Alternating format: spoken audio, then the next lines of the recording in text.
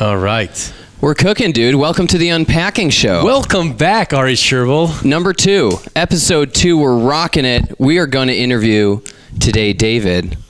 I'm just making sure that this wire feels all right. I put it behind my back, as you suggested. Looks more professional that way. I would love to get started with a little episode that we had today. We had a dramatic day, and the drama is unnecessary unless you choose it. You want to tell us a little bit about the context of the drama that happened today? Well, David. first, it's as an entrepreneur, as a business owner, building a multiple six-figure business. It's like you don't know what's happening. You don't know what to expect. You don't know everything. You're just figuring it out as you go. And I'm just figuring out the podcast recording as we go. You don't know what to expect, and that's the whole journey of an entrepreneur. Is that you're kind of raised. Life raises you to believe certain things. It kind of encourages us to a sense of entitlement. And when you go out and you decide you want to bring your own dream to life, you want to start your own business. So there's a whole other set of realities that present themselves to you. And then it's just a question of, okay, how am I going to deal with this? Right? Because when the going gets tough and you're in society, you can just hit the welfare line. When the going gets tough, it's like, well, I'm entitled to these services. I'm entitled to this civil services. Something's not working properly. The government has to fix it. The municipality has to fix it. But when you're starting a business, right? If you have a dream to do something different and you want to bring that dream to life, there's nobody to show you, and you have to figure out. So one of the best examples is exactly what happened to us today. We're building a sales team, and understanding that when you see people when the situation comes at you, the question is how are you a difficult situation? Are you going to complain or are you going to create? And that's something that I think society hasn't really set us up to deal with effectively, because our natural instinct so often is to complain, is to vent, is to whine like a child. That was certainly my experience growing up. And in that shift, learning to take what's coming to me and take ownership of it and then create through, make lemonade out of your lemons versus complaining, is probably the biggest shift that I went through and that we need to go through as a business owner. I think it would also be helpful to have some context in terms of, if you're open to sharing, how you did grow up. Mm-hmm. And question number 1, how did you grow up in terms of the mental frames that you grew up that was comfortable for you? Number 2, I'm guessing 3 questions. All right, that's happening. Number 2, at what point, at what stage did you, quote unquote, wake up to realize and notice, before changing or transforming or evaluating, notice your own patterns in terms of a pattern that had been repeated since you were 3? Number 3, how did you use your discovery to manage challenging situation, managing a team inside your company? Well, I'm gonna get you to repeat those, but the first one is, how did you shift? I'm gonna think I have a very bad short-term memory. So let's start with 1. How did you grow up in terms of what were the mental frames that you were comfortable with and used to growing up? Right, shifting from a complainer to being a creator. Well, what was it like growing up that complaining was part of your ecosystem? Oh, for sure. And how did that affect you? Well, personally growing up, I grew up with a lot of pain. I didn't know how to manage my emotions. I didn't feel good a lot of the time. And so life would present challenges, and my immediate response was to just shut down, was to be overwhelmed, was just to retreat, because all of the emotions and all of the anxiety that the uncertainty of life or whatever challenge was happening around me, all of that was too great to bear. And so I would just shut down. And there was a shift for me that happened, and that was complaining, right? That was me reacting. And I think the real shift was when, I can't even remember how long ago, maybe 10 years or so ago, maybe 8 years ago, but when the shift of learning the difference between being reactionary, reacting to my environment, and creating it, and complaining or anxiety, all of that stuff. These are natural, habitual responses to the environment, but it's still reacting. And there comes a moment where you take a step back, and the question becomes, okay, what actions am I going to take in this situation versus reacting right? This shouldn't be happening to me. I don't deserve this. Somebody's responsible, right? Having some emotional reaction rather than just taking an observer point of view. And that takes time, especially if you're trained. And so often in society, I find the society trains us to just react, to have an emotional response to something, that instead of taking ownership of it. How does society train us to do that? I don't even remember how. I just know it's so pervasive. I mean, you see it today. You see how many people complain rather than create. And it's normal and it's accepted, and you can complain at the store. And I think the consumer mindset, I think consumerism, I think that's really the foundation of it. It's just like, well, this wasn't good, If not fully satisfied, return for a full money back guarantee.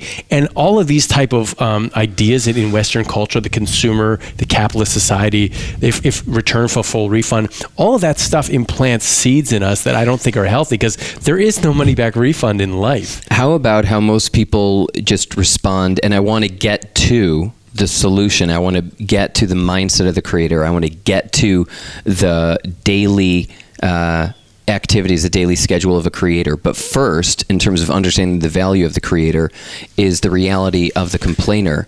And how do you think, like, just the value of, like, hey, did you read the news? Like, that is a concept of having a value. How does the value of the news as a consistent value affect your mindset as a complainer? So I think that's entirely right. I don't often quote him, Noam Chomsky, but there was a really good book that he wrote called Manufacturing Consent, and how he talks about how he's a famous linguist, and I don't agree with most of his politics, but as a linguist, he is very smart, very brilliant.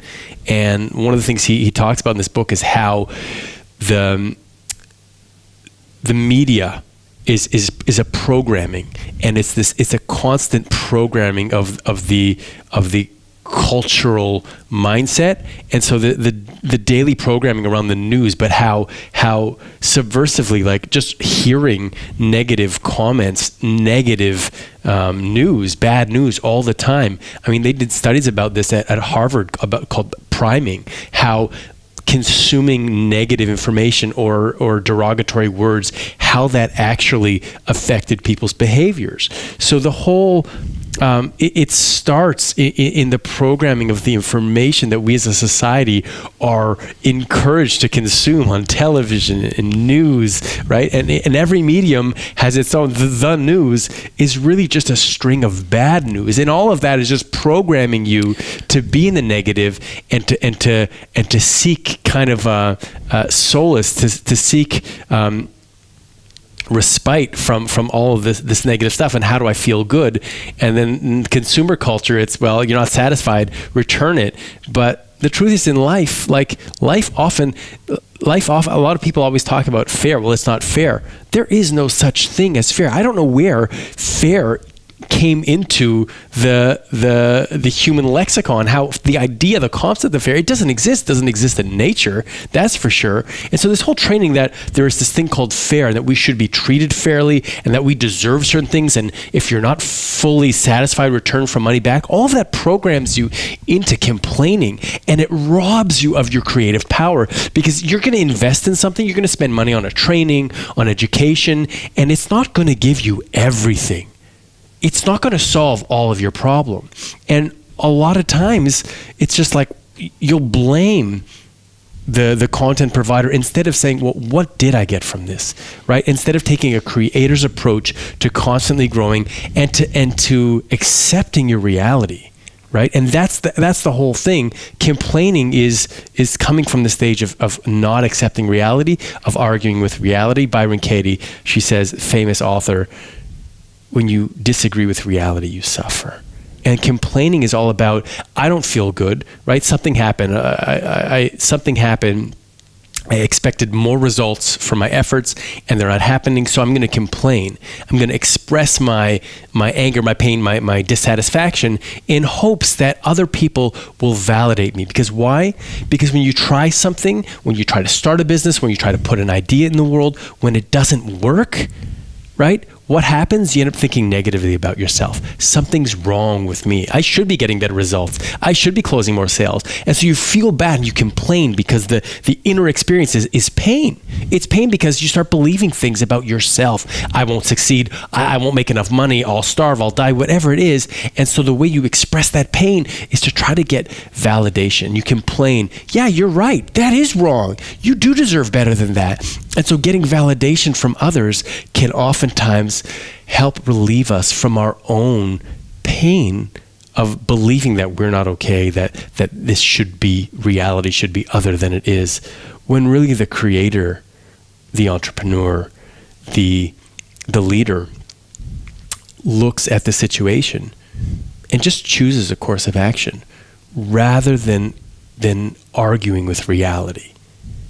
And I think that's the main takeaway I'm getting from all of this, right? From all this complaining, from all of this, we recently hired a sales team and we're going through the pangs of growth. We're going through growing pains, and finding the people that are committed to taking action and the people who are just getting hammered down by the challenges and would rather resort to complaining. And it was a big wake-up call for both of us, just dealing with this as a mentality we haven't faced in a long time. And at the same time, also quickly seeing who's creating. And you quickly see, wait a second, there are people who are complaining and there are people who are creating. And what's interesting is that both of those are a choice. Both of those are an option. How do you manage complainer? Well, let's say, sorry. Well, the first is I first connect to my own because I was there, right? I remember being in the place of being so overwhelmed by circumstances and not having the emotional resources to deal with those circumstances myself. So resulting to complaining as a way to get validation from other people about myself and my situation, which allowed me to believe something that I desperately want to believe. Like my sister growing up, she would always come to me and say, "Hey, David, do I look fat in this outfit?" And we were teenagers, right? But a lot of times we were fighting. So I knew the way that I could, it's kind of brutal, but when we were fighting, so I would say, absolutely you do, right? But the point is, she would ask me, do I look fat? And I always ask myself, why does she always ask me that? And the reason is because she, just like most of us, desperately want to believe something fundamentally true about ourselves. We want to believe that we're fundamentally okay. And so if I'm asking you, hey, do I look fat or do I look stupid or whatever, when I'm looking to you for validation, I'm looking to you to validate some truth that I desperately want to believe about myself. And so she wanted to believe that she was okay, that she was not fat, that she was not overweight, whatever it was. And so coming to me was a way, if I would say, hey, you look great, right? So that's a way for her to believe something she desperately wants to believe about herself. When we're complaining is the same thing. Complaining is a way of getting validation to help us believe something that we desperately want to believe about ourselves, that I'm okay and my situation is okay and my environment has everything that I need to survive. And when you're complaining, you're just reacting to some fear and you're tuning into a belief where you're like, holy shit, things are not okay. I'm not okay. I don't have the things I need to survive. I'm not going to succeed in this job. I won't. And it brings up anxiety. And so the complaining gets us the validation to help us believe what we desperately want, that I'm okay. I'm going to be all right. Things are okay. Now the creator has simply learned different tools to deal with their own anxiety, to deal with their own emotions, or to not even have those emotions in the first place. And that's the real distinction. What do they do? What do the creators do? Well, the first thing, it's mindset. It's mindset mastery. I've taught for years that either you learn to master your mind or your mind will master you, right? You either learn to control your mind or your mind controls you. And I think that really is the journey of life. The journey of life is the journey of increasing consciousness. And, according to many mystical traditions, the whole meaning of life is just a journey of growth, a never-ending journey of growth and self-discovery. So the first thing is to realize that it's natural for our brain to go crazy and to latch on to things, to latch on to certain beliefs, certain fears. And it's the ever-increasing muscle of awareness that allows us to get control over our situation. Because when the mind just runs rampant, right? When the mind just fixates on whatever belief and then you get pulled into that, the analogy that I give to my private clients is like it's like waiting at a bus stop, right? You're waiting at a bus stop. And, hey, Ari, are you on your way? Yeah, I'm just waiting at the bus stop. You just got on the bus. Oh, okay, great. How long are you going to be here? I'm not sure. Well, what bus did you get on? I don't know. The first bus that came along. What do you mean? Well, it was a real city bus. I was at the bus stop. I just got on. That's the point. Most oftentimes, we don't ask ourselves if the thoughts going through our mind, the thoughts that we're attaching ourselves to, that we're believing, that we're riding on, if they're going to take us where we want to go. Because every thought that goes through your mind is like a bus. It's taking you somewhere. And you can get on it or not, right? I can look at the clouds in the sky and I can say, wow, that's a turtle. And I can follow that little turtle for an hour and seeing what happens to it.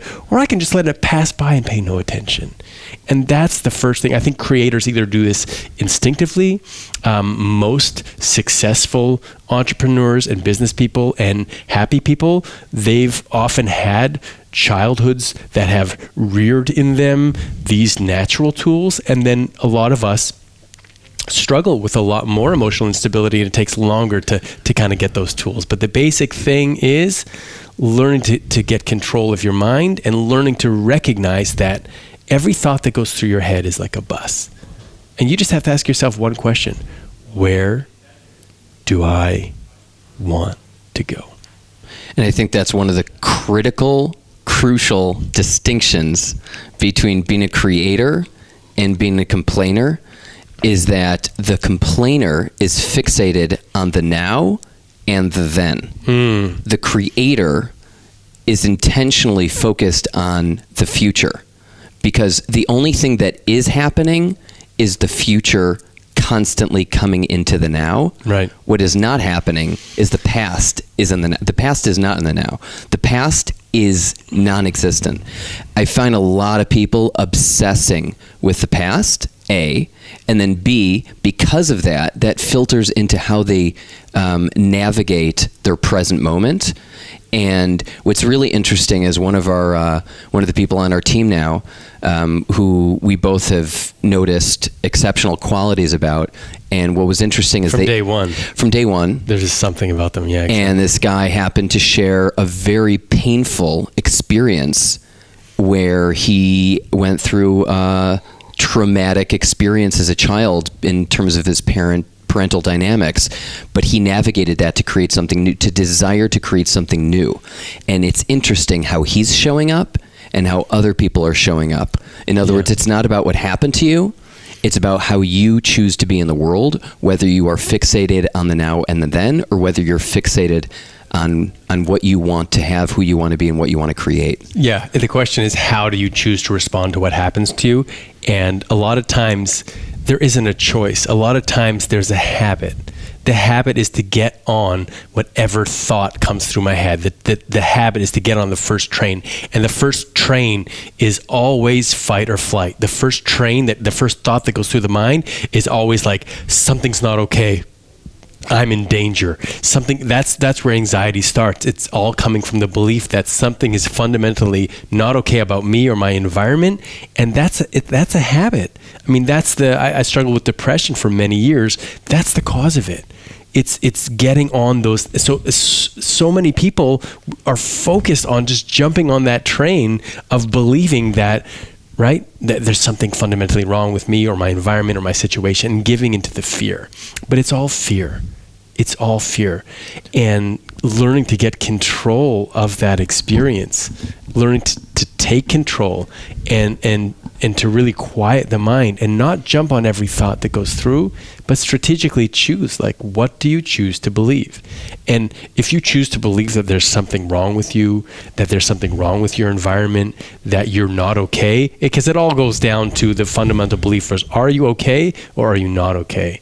And that belief is what causes pain. Byron Katie says, when you disagree with reality, you suffer. And the reality is you're amazing. The reality is you have everything that you need. The reality is that you're enough, that you're beautiful, that you're amazing. That's the reality.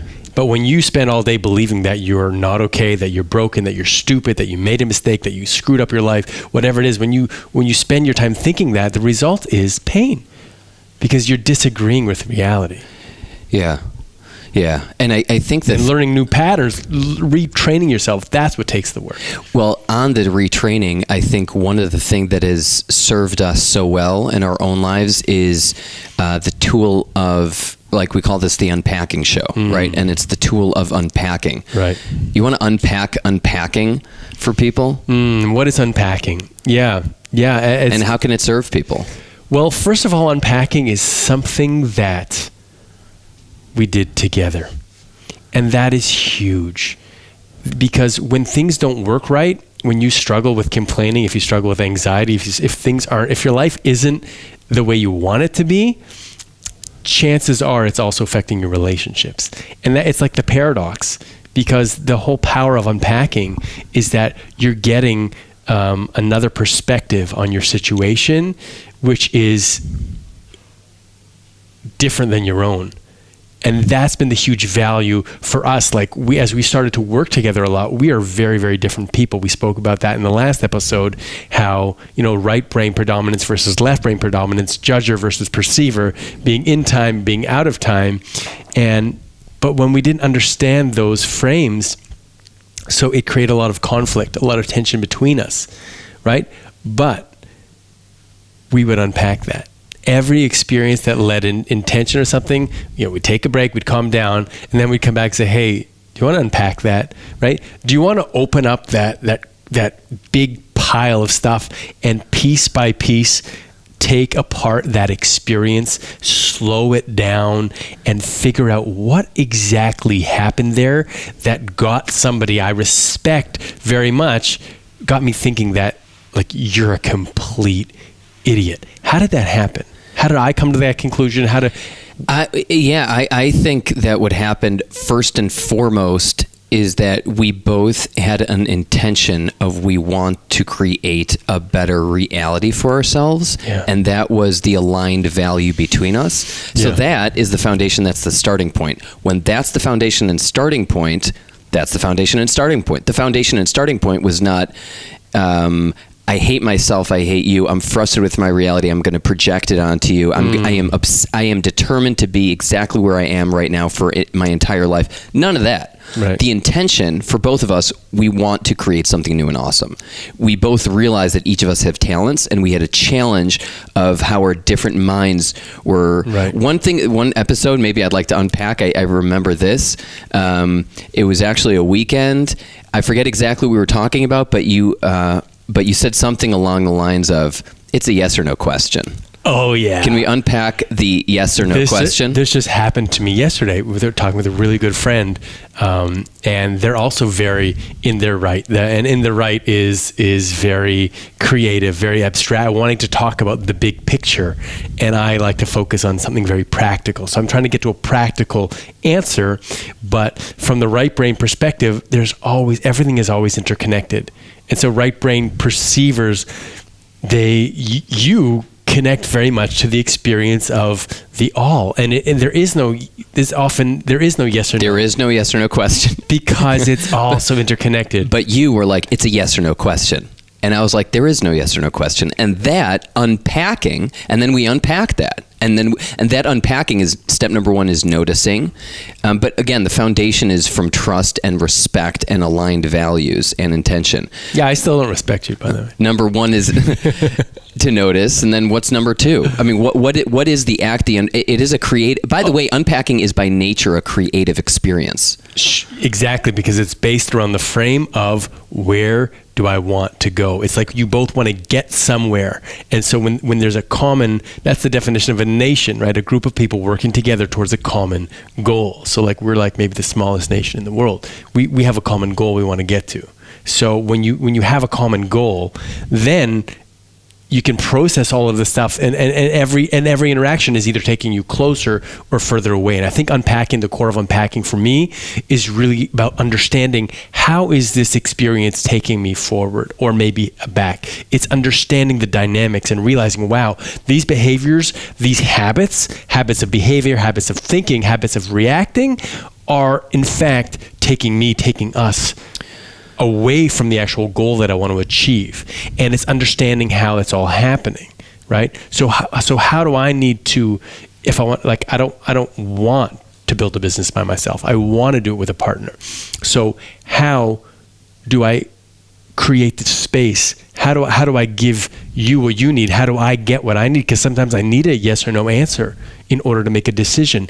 And whenever I don't have the tools to make the decision, it causes stress, right? Because I need to make a decision is taking up mental energy. So sometimes I need a yes or no answer in order to make a very clear decision, right? And the question is, can you give that or can you not? But I think that the real focus is, where do I want to get to?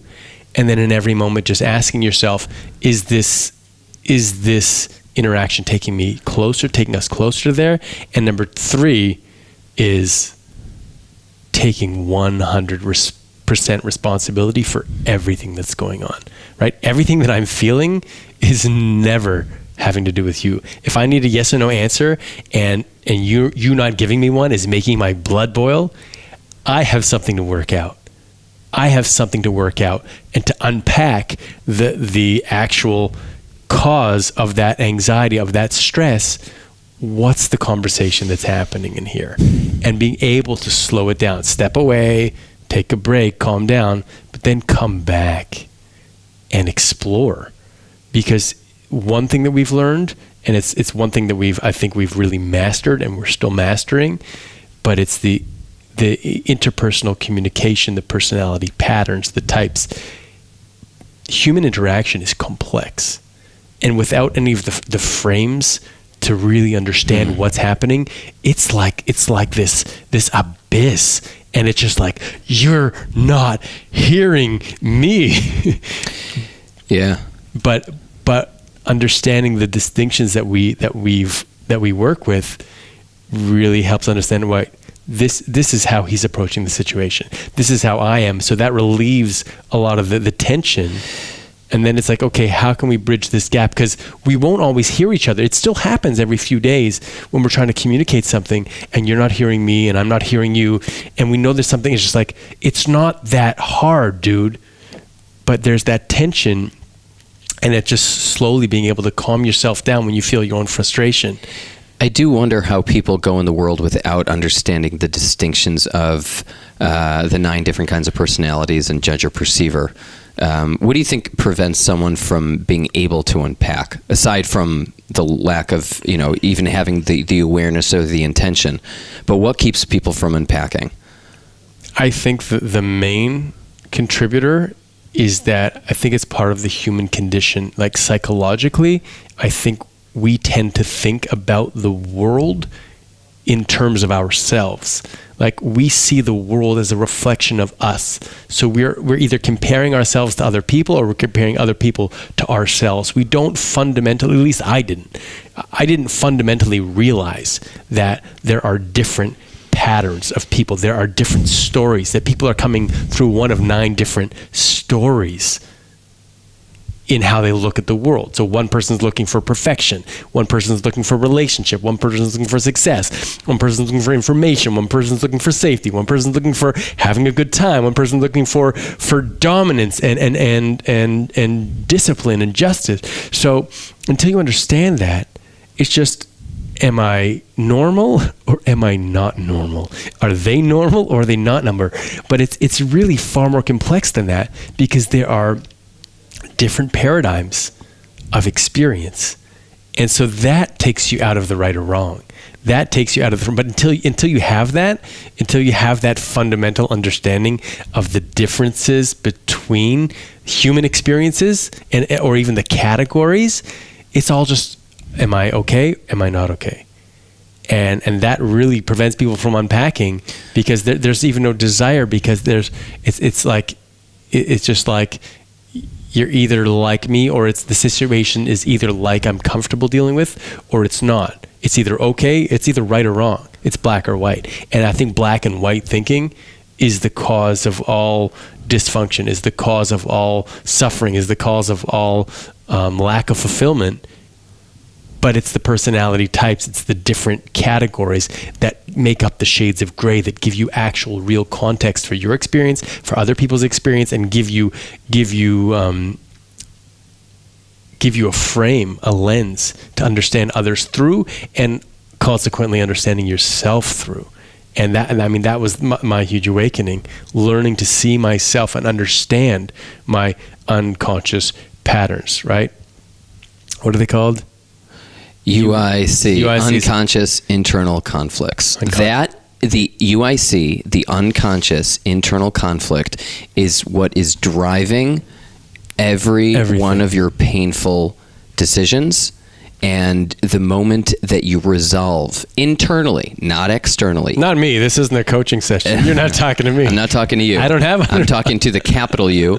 As soon as you have clarity on what you want, as soon as you have clarity on who you are and what you want, you will have less and less internal conflicts. And the more that you experience a state of frustration and pain, you are walking in the world with a whole bunch of little chapters of unconscious internal conflicts. You do not even know that they're happening, but they're happening.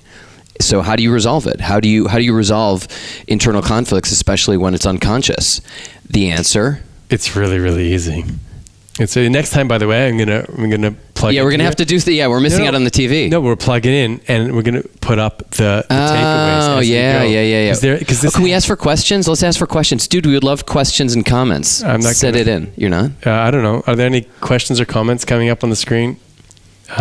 We're shooting blind here, but anyways, answer the question. What's really easy? So it's really, really welcome. If you're watching on Facebook Live right now, you're welcome to ask questions. We do love you. Okay. Amazing. So we're gonna have to translate that. So basically, it's really, really easy. You want to ask the question again because I was distracted. The question is, how do you resolve an unconscious internal conflict when it's unconscious? Right, and that's really the big question. It's actually really, really easy, but it takes time, right? Well, actually, it's simple. It's not easy. It's very, very simple. But it's not easy. And basically I was just talking with a good friend tonight, somebody who I really, really respect, who's like brilliant, and I really, really care about them. And I was telling them exactly this thing, that learning to notice the thinking. It's not even your thinking. Learning to understand that the mind it all goes back to like learning to master your mind, or your mind will master you. So if you look at the human body as a piece of machinery, so the heart is a machine, right? And it does the job that it does is it pumps blood, and it makes a noise, right? I should take advantage of this microphone. There we go. Audio. Get a deeper bass. Audio effects. Anyway, deeper bass. There we go. Working on it. We'll do it in post-processing. Yeah. So the heart makes a sound by doing its job. It's a thumping heart.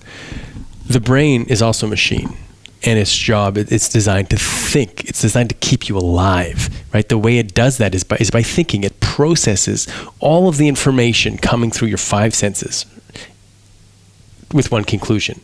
Am I safe, or am I in danger? That's the brain's job. But the way it does its job is through thinking. And the noise the brain makes is that little voice that you hear inside your head. And learning to detach from that experience, right? Most people are living through that voice, hearing that everything that goes in their mind is their voice. And learning to detach, to disidentify from the voice in your head is probably the single most powerful achievement you can make, and practice that you can practice. It's the single greatest muscle you can build, because the way to resolve unconscious internal conflicts is by becoming conscious of everything that's happening, and it's what's happening in your mind. And most of the time, there's thoughts that go so quickly, you buy into them, right? Oh, I missed the meeting. I'm such an idiot. And the thought goes through, and then you just believe it. Yeah, I'm an idiot. And then the result is all these emotions that your body is flooded with that come from you believing the thoughts that go through your head. So slowly, as you can take time to just slow it down and learn to notice the thoughts that go through your mind without believing, without getting involved in the conversation. That's the single greatest tool to resolving unconscious internal conflicts, because you get really, really good at it. And then you hear things that are going on and you ask yourself, wait a minute, is that even true?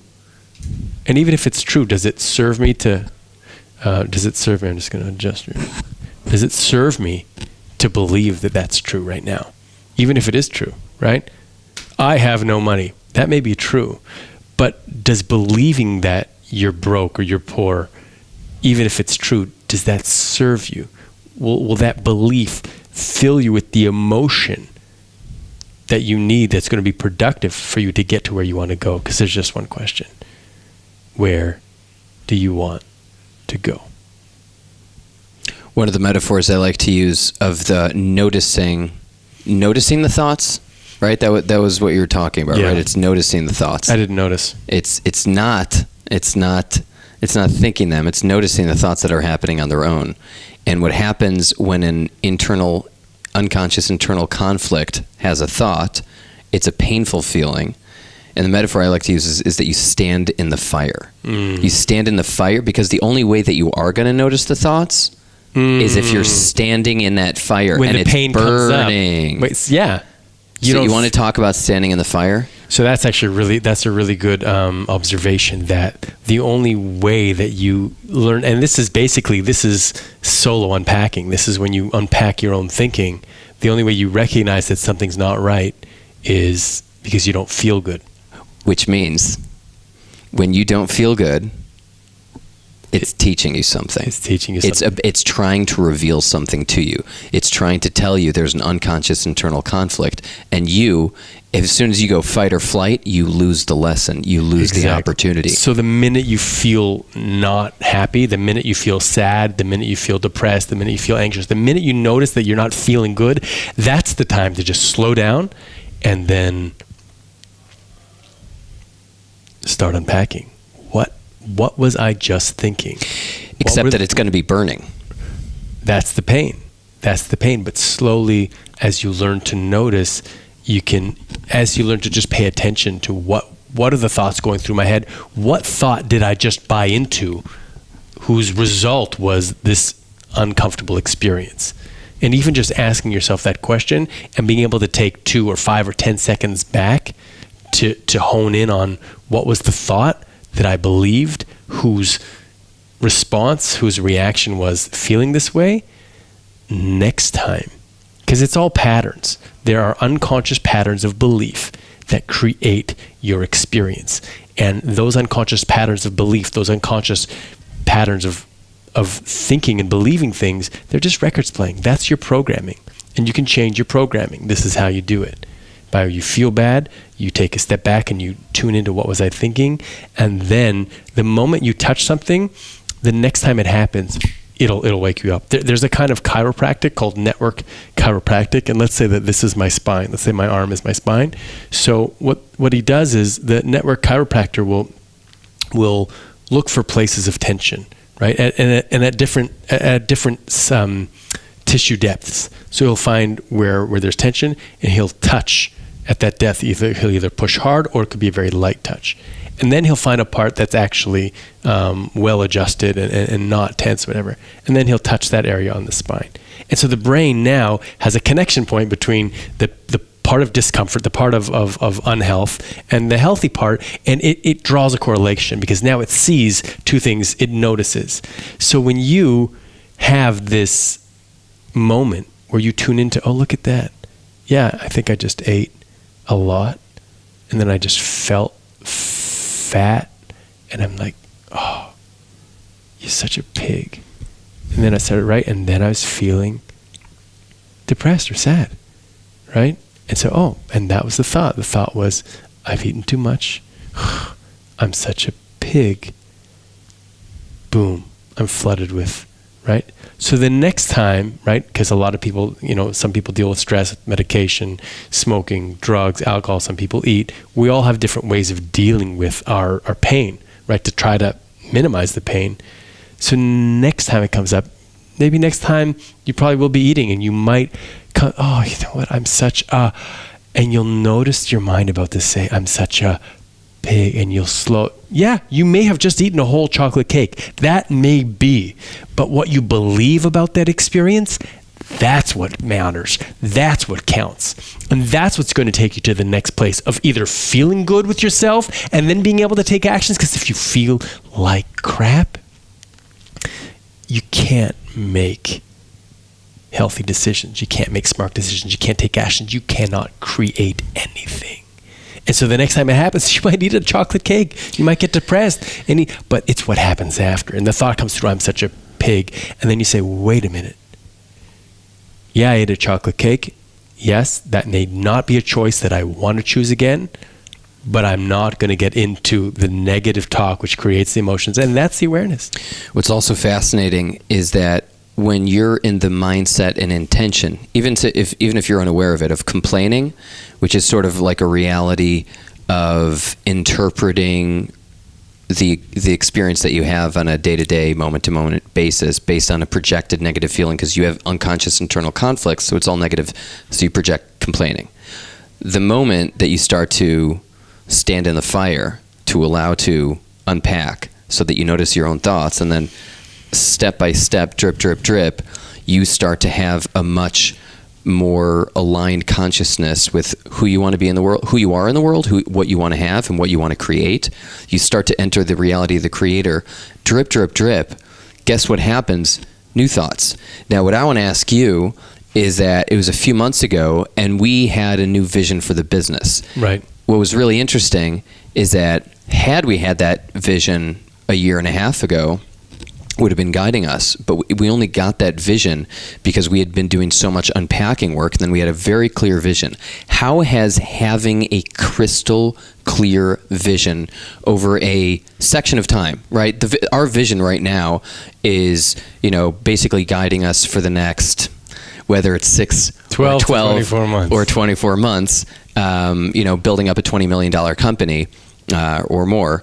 But we have the vision, we have the plan. How has the receiving of that vision changed how you interact day to day?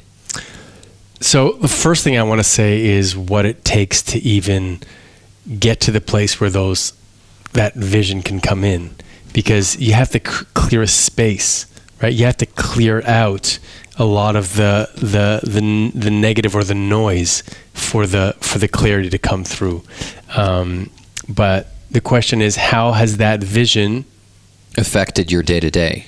Where it distinguished that between without the vision, how are you even interact? In other words, well, it's the same thing. Then you're just reacting. Then you're just reacting to the world versus having a clear vision of where you want to go. Then you're able to say, well, is this getting me closer? Is this not? Because we just had we had an interaction recently, and we're both asking ourselves, is this something that is going to take us further where we want to go, or is this going to distract us? And we both immediately said, this is not taking us anywhere closer to where we want to get to. And it's that clear of the vision. Where do you want to get to? If you want to crush it in sales, right? Then ask yourself, yeah, you might have a couple rough calls, but is the complaining going to get you where you want to go? What's gonna get you there? It's just the clarity of the vision. And I think I want to kind of bring this home because we have to wrap up soon. But the reason we're doing this is because our goal is, like, over really the last 24 months, building a multiple six-figure business, wanting to take it to 7-8 figures, but also wanting to, and all of the freedom that's creating for us, but knowing how many other aspiring entrepreneurs are out there and how much the real vision, my vision for the world of people living lives that inspire them, all coming from being able to actually get up in the morning and work towards a dream that is very meaningful to you. How necessary unpacking is for life, for happiness, for fulfillment, for success. And that's the whole context. I just want to bring the context in of the Unpacking show, because I really believe that a world focused on entrepreneurship, a world centered around giving children and giving people the tools to bring their own ideas and dreams to life, that's the key to solving the world's problems. That's the key to feeling happy and fulfilled. And most of the time, I mean, the first lesson that most of us have in school is that somebody else determines my worth. Somebody else tells me how good I am. They're grading me. That's the experience that you want to have. You want to teach a child from day one. In fact, it's the opposite. But that's how you rob a society of their self-worth, is by telling them that you're as good as I say you are. And that's the fundamental flaw that we're making today in education. That's the fundamental flaw that I think we're making as a society, because in truth, the most impact, and I don't necessarily believe that, the roots of the education system were designed to empower people, but I think in the information age, the beauty of what's happening now is that we're all coming together, and that we all have the tools to come together, because it's the access to information that is really restoring to each one of us the quintessential truth of your existence, which is you are enough, you have everything that you need. And the key to your success, my success, to all of our success, is in believing that you're as good as you're willing to believe that you are. And that's what it takes to succeed. And you need to start unpacking your own experience. You need to upgrade your community so that you have a community of people who are not just tolerating and listening to you whine or complain, or you're not listening to your friends whine or complain and validating their experience, but actually upgrading that to the fact where we're all helping each other unpack the experience to get to a deeper core to help us just answer the question, where do you want to get to? What's in your way? How can I help? Rock and roll, dude. This has been amazing. Episode 2 of the Unpacking Show. I love the frame of unpacking. I revel in appreciating how valuable the tool and the concept and the awareness of unpacking is. Yeah, it's been deep, and I'm deeply grateful for all the unpacking sessions that we've gone through and go through, and happy to share this frame with the world. I hope it's valuable. I'd love to hear your comments. You guys listening, drop us a comment below, and definitely share this with someone if you think it would inspire them. We'd love to hear your thoughts. This is going to be on iTunes very soon, so if you're listening to it from iTunes, let us know. Drop us a comment. If it's 1 star, that's fine. Just give us, if it's hardly fine. If it's 5, or maybe it is fine. I'll stand in that fire. I'd love to hear your honest reactions, and it means a lot to us, because our goal is to help empower and inspire other entrepreneurs. Yeah, and I would love to hear from you what you would like unpacked. I would like. I think it would be great to have segments of specific unpacking episodes. Awesome, yeah. So bring it up, dudes. Leave it in the comments, and if you're watching on Facebook, leave it in the comments there, and we'll bring it to you in another episode. Yeah, this has been episode number 2. All right, have an amazing day, have an amazing year, have an amazing life. Keep on crushing it. Rock and roll. We got big things ahead. Big things. We got more stories coming. Stay tuned for episode number 3 coming soon. Lots of love.